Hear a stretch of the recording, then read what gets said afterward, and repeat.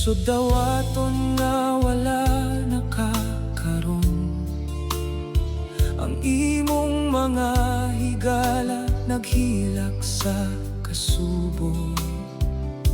Nganong sayo man kaayo kang gitawag, nga daghan pa kaayong damgo nga gisaligan.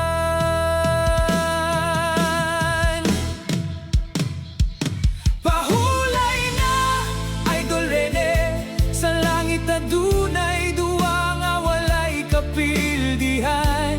Bisan layo nakasa among pananaw, magpabilin ka sa among kasing-kasing hangtod sa kahangturan.